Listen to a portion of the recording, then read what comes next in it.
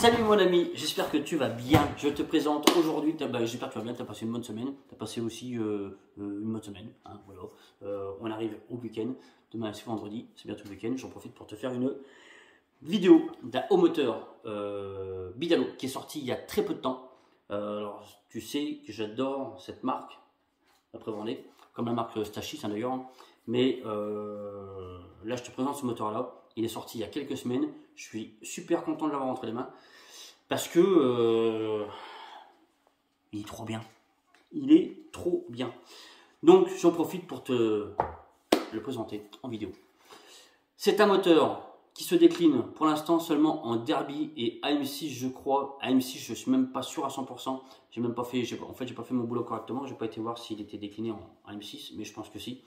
Donc Derby et AM6. Malheureusement il n'est pas décliné encore en nitro.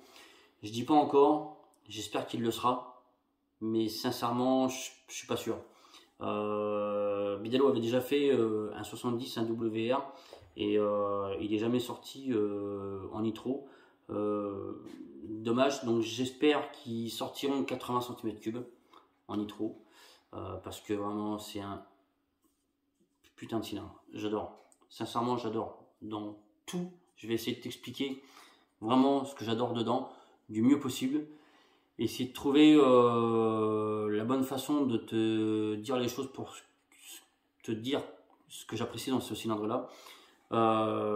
Donc c'est un cylindre donc, qui est décliné en Derby, c'est un cylindre 80 cm3 qui est en diamètre 47,6 avec une course 44,9, donc c'est pas un 70 cm3 qui a été posé en course longue pour le passer en 80 cm3. C'est un vrai 80 cm3 qui a été étudié avec cette course longue là, donc qui donne du coup vraiment des performances pour un 400 cm3 qui sont vraiment top. Je crois qu'il y a déjà eu des passages au banc de ce moteur là qui sort déjà plus de 30 chevaux, donc bien loin d'un 70 cm3 passant 80. On a une architecture interne pour un WR qui est un peu proche, très proche d'ailleurs du 50 WR. On est loin du 88 ou 96 WR comme tu peux, comme là j'en ai un où je peux te montrer. On a déjà sur le 96, on a un échappement à barrette plus deux boosters. Là on a un échappement normal avec deux boosters énormes avec une forme que j'adore. La forme de ces boosters là, j'adore cette forme. Voilà, j'aurais aimé faire cette forme de booster sur mon 96 il y a longtemps. Malheureusement, j'ai pas la place pour le faire. J'ai jamais eu la place. Enfin, il n'y a pas la place du coup, tout court pour le faire. Et sinon, sincèrement, j'aurais fait cette forme de booster là. Il y a belle lurette parce que j'adore. Vraiment, j'adore. Donc, un échappement à booster. On a deux transferts arrière. Alors en général, hein, on voit de plus en plus un monotransfert à l'arrière pour aller nettoyer la culasse. Là, on a deux transferts. C'est pas une mauvaise décision. C'est pas quand on voit déjà la place que prennent les transferts B en interne dans le cylindre. Les transferts B dans le cylindre sont déjà énormes. Donc si on aurait eu un seul monotransfert à l'arrière, il aurait fallu faire un transfert assez large. Là, deux transferts, non, pour moi, c'est chouette, ça fait le taf. Visiblement, puisqu'il a vraiment il sort vraiment des chiffres qui sont vraiment costauds. Je connais pas encore les diags de ce cylindre là. De toute façon, je ferai une vidéo sur le montage de ce moteur là parce que voilà, je suis impatient de voir les diags qu'il y a dedans, de voir un peu tout, voir un peu tout, un peu plus, hein, voir sur ce moteur là. Moi j'ai déjà fait le tour comme ça visuellement, un petit peu étudié le cylindre, mais vraiment il y a plein de choses que j'aime dans ce cylindre là. Les deux transferts donc latéraux pardon, ont une forme, donc déjà on peut voir une embase hein, sur le transfert B qui est vraiment costaud comparé au 96 qui est un peu plus petite. Je sais pas si tu peux voir. Alors peut-être qu'en vidéo tu feras peut-être pas la différence, mais on a vraiment deux transferts B sur le 80 qui est vraiment costaud. En interne aussi, hein, je vais te montrer après d'un peu plus près donc le cylindre. On a aussi une forme au niveau du fût du cylindre, donc à l'intérieur des transferts. On a vraiment deux transferts qui sont vraiment bien séparés comparé au 96 où on peut voir au niveau du fût, hein, c'est vraiment on a une seule ligne. Là on a vraiment deux lignes et qui sont vraiment aussi bien parallèles. C'est vraiment très beau, très bien fait. On a un échappement aussi qui a une forme un peu spécifique, hein. C'est pareil, c'est une forme qu'on voit de plus en plus, plat en bas, plat en haut, assez large. Là on voit vraiment deux boosters qui suivent vraiment sur l'extérieur de belle d'échappement. Ça c'est aussi quelque chose que j'aime beaucoup. Vraiment les transferts B, je reviens sur les transferts B, hein. Ça c'est quelque chose aussi que moi j'aime beaucoup, que je vais de plus en plus dans cette direction là quand je prépare mes moteurs, parce que je me suis aperçu qu'il y avait un bon gain quand même, un bon gap à faire, à travailler les B dans ce sens là. Là vraiment on a deux transferts qui venturisent énormément. Vraiment ils ont fait un très chouette cylindre. Ce qui mérite, pour moi, il mérite un bon coup de propre au niveau de l'échappement. Ça, je trouve ça un peu dommage, mais c'est un peu peut-être brut de moulage. Il mérite vraiment d'ailleurs, c'est même pas il mériterait, c'est il mérite vraiment un petit coup de fraise diamant pour vraiment lisser tout ça, et l'échappement, enfin et le fil d'échappement et les deux boosters. Et par l'intérieur, donc avec un petit renvoi d'angle pour mettre tout ça vraiment propre, pour éliminer le plus d'impuretés possible. Enfin le plus de défauts de moulage, on va dire. Après en termes des transferts, moi je les laisserai comme ça, je les toucherai pas. On sait que plus c'est lisse sur les transferts et moins ça fonctionne, à une certaine limite aussi, hein. Vraiment un chouette cylindre. La culasse, c'est une culasse monobloc, c'est pas une culasse à plot, avec une chambre hémisphérique, comme tu peux le voir. Donc c'est pas une culasse à plot comme tu peux trouver sur les 96 ou les 88 cm3. Là on est sur une culasse monobloc, pareil, qui est chouette, hein. Mais alors qui est pas noir, qui est teinté, enfin qui est pas teinté, qui est brut, hein, comme le 70 WR a été fait sur pareil Derby. Voilà, propre.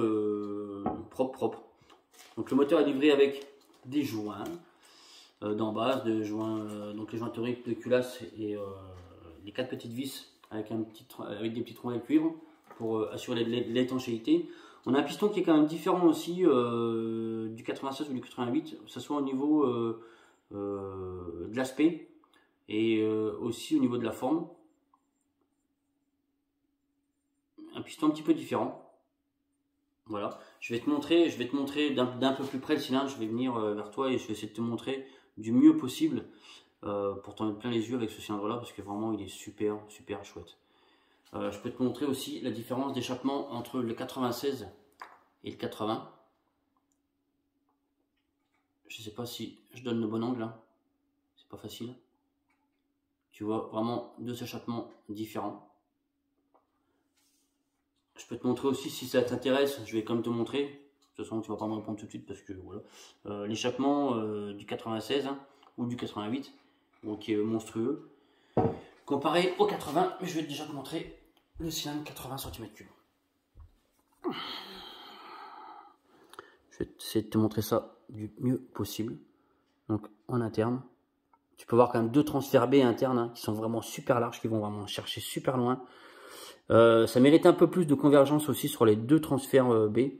Voilà, donc peut-être un peu défaut de moulage qui mériterait un peu plus d'attention sur, enfin de soin sur les deux transferts B. Je vais te montrer du coup les deux boosters qui sont énormes et la forme des deux boosters.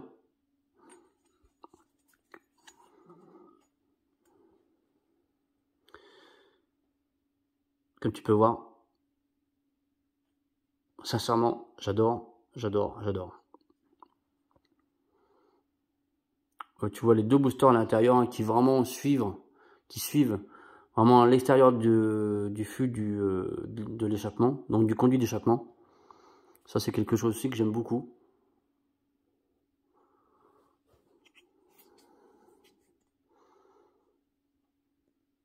Vraiment un super beau cylindre. Voilà. Et qui promet vraiment des performances vraiment chouettes pour du 80 cm3. Hein. Plus de 30 chevaux sur les 80 cm3.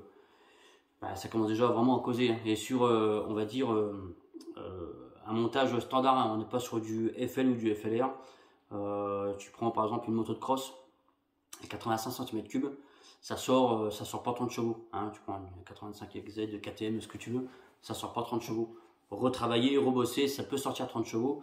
Mais voilà, donc là on est sur un montage standard avec les 4 goujons qui passent en plein milieu. D'ailleurs c'est étonnant, dommage que d'ailleurs Bidalo ne fasse pas de montage FL, peut-être que ça viendra peut-être. Hein. C'est des architectures aussi de cylindres qu'on voit de plus en plus.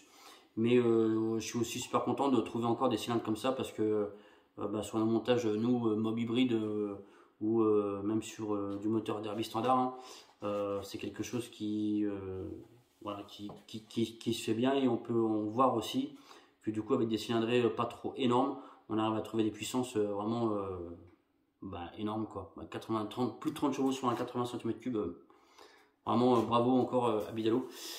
L'échappement, je sais pas si je vais essayer de te montrer, peut-être que tu connais déjà, hein. L'échappement des 96, ça peut aussi te montrer une petite différence. Donc, tu vois, alors ça c'est un cylindre qui est foutu, hein. Enfin, qui est foutu. Où le Nicasil il est mort. Donc tu vois un échappement à barrette avec 2 boosters. J'aurais vraiment aimé faire ce genre de booster sur cet échappement là, sur ce cylindre là, mais malheureusement je peux pas parce que il y a un manque de place en interne qui est vraiment qui est là quoi. Là, sur le 96 ou 88, tu as les 2 boosters qui passent. Donc tu vois là tu as le goujon qui passe derrière le goujon. Et ce qui fait qu'aussi tu n'as pas beaucoup de place. Et là sur le 80 il passe devant les goujons. Voilà. Je voulais remercier encore Jérémy de m'avoir confié ce moteur. Du coup c'est un moteur que je vais monter, que je vais montrer aussi en vidéo. On pourra faire un peu plus aussi le tour, voir aussi les diags de ce cylindre là parce que je les connais pas. Et voir un petit peu voilà, le montage de ce moteur là. Donc impatient. Donc merci à Jérémy de m'avoir confié son moteur. Il sera monté sur des carters NK. Donc super bon carter. Voilà. Quoi te dire d'autre? Pas grand chose. Franchement, achète-le. Achète-le. Merci beaucoup de m'avoir suivi. Merci beaucoup d'avoir regardé cette vidéo. J'espère qu'elle t'aura plu. Et on se retrouve très bientôt pour un montage moteur mal aussi. Et après, pour celui-là, allez, ciao!